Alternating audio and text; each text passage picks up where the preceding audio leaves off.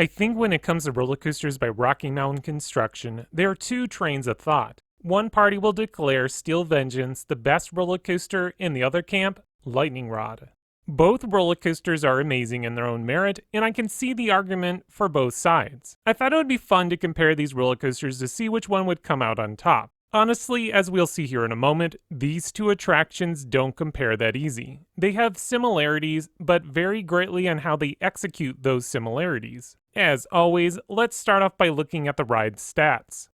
Looking over the ride stats, it's clear that Steel Vengeance wins this category, beating out Lightning Rod in nearly every stat. Normally I would have included ride height, but since I couldn't verify the legitimate height of Lightning Rod, I excluded it from the list and went with max vertical descent, which that category still goes to Steel Vengeance. Any way I try to look at it, Steel Vengeance earns 2 points in this category.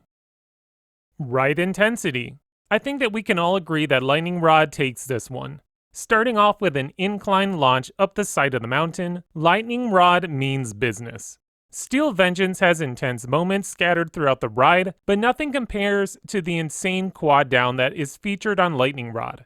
Not only does this launching wooden roller coaster have some insane ejector airtime, there are a few moments of crushing G-forces. Also, I never grayed out during a ride on Steel Vengeance, but almost gray out every time during that first drop on Lightning Rod. The better launch. This one might be a cheat, but I had to find a way to give Lightning Rod credit for its great launch, even if Steel Vengeance has nothing to compare it with. This inclined launch might be the main reason why some would prefer Lightning Rod to Steel Vengeance. It gets the ride going as soon as you roll out of the station. No slow and loud pull up to the top of the first drop. The ride has a max launch speed of 45 miles an hour, which doesn't sound all that impressive, but since it's taken at an angle, the launch is more forceful than some traditional level-grounded launches. The best inversion. Another cheat category, but just like the launch for Lightning Rod, Steel Vengeance features 4 inversions while Lightning Rod does not. Like most RMCs, Steel Vengeance doesn't offer much variety with its inversions, featuring 3 0G rolls and 1 very short 0G stall. One might think that every inversion is the same as the last one. However, they all do affect the body slightly different, even if they're technically the same inversion to a certain extent. My favorite one of the bunch is the very first inversion. After completing the roll, this coaster continues to rotate right into a 90-degree turn. It almost feels like you completed 2 inversions because the train keeps rotating. The rest of the inversions are great in their own merit. I also enjoy the 2 inversions located inside the giant support structure. First drop. Lightning Rod actually has a small pre-drop before plummeting down the ride's main drop. It's a fake out of sorts and supposed to deliver some fun floater airtime, but honestly I didn't notice much airtime. Steel Vengeance starts off with a giant 200-foot vertical drop. Regardless of where you are seated, this moment will provide some great airtime. My personal favorite place to be seated is in the very back, that way you'll get a little whip being dragged over that first drop. Steel Vengeance gets this point. Pacing. Depending on who you ask, this category might be a little bit more tough to pick, but I think it's a no-brainer to give the better pacing to Lightning Rod. The ride never really slows down once you start the launch up the side of the mountain. In fact, Lightning Rod continues to pick up speed right until you slam into the brake run. Steel Vengeance, on the other hand, though a solid layout, and I wouldn't change a thing, does feel like it starts to lose some momentum near the end of the ride. Also, there's this mid-course brake run, which can slow down the train a bit, but I don't think it affects the ride.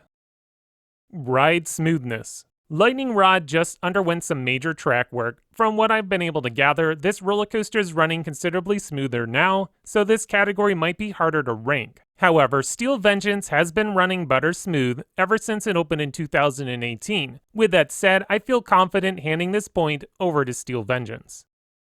Airtime. Depending on who you ask, this will be a loaded question. On one side, you have Steel Vengeance, which allegedly has the most airtime than any other roller coaster on the planet. It also offers a good variety of airtime, from sustained strong floater to quick pops of ejector. Steel Vengeance will have you flying out of your seat for the majority of its ride time.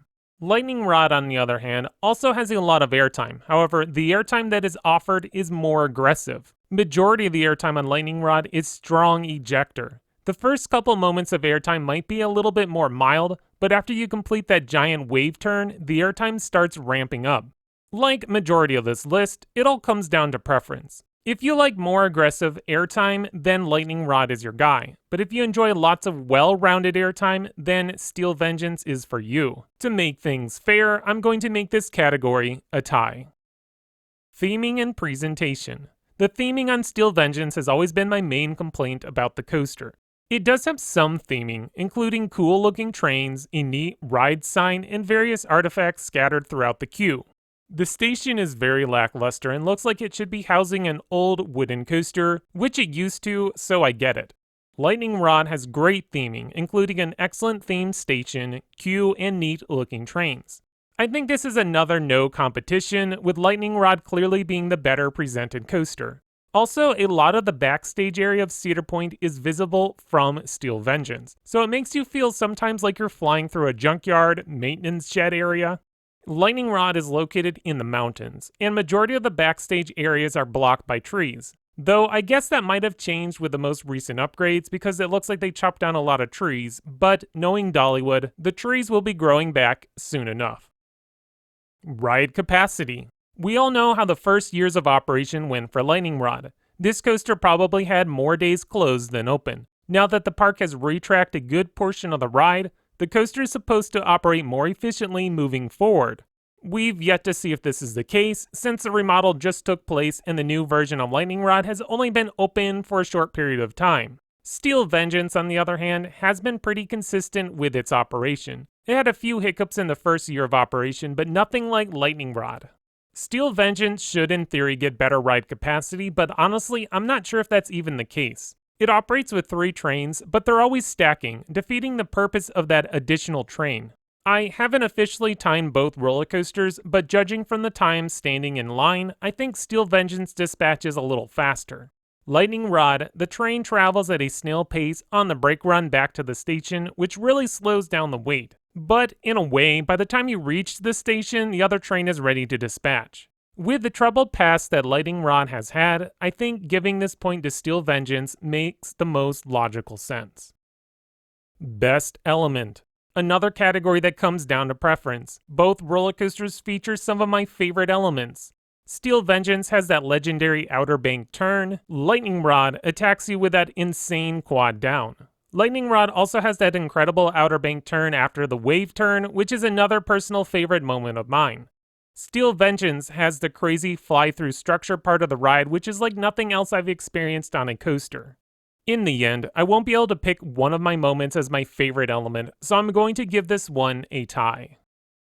Okay, the final tally comes to 8 points for Steel Vengeance and 6 points for Lightning Rod, making Steel Vengeance the winner of this duel. I wasn't really surprised by the final score. Steel Vengeance is a great, well-rounded roller coaster that would be hard to beat.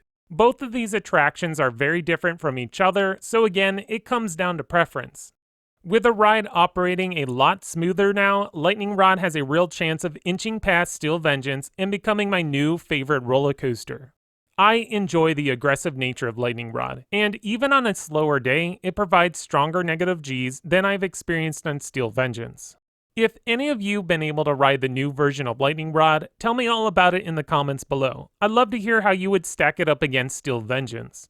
If you enjoyed this video, please click on that like button and subscribe. That way you continue to get more great content brought to you by XscreamThrills.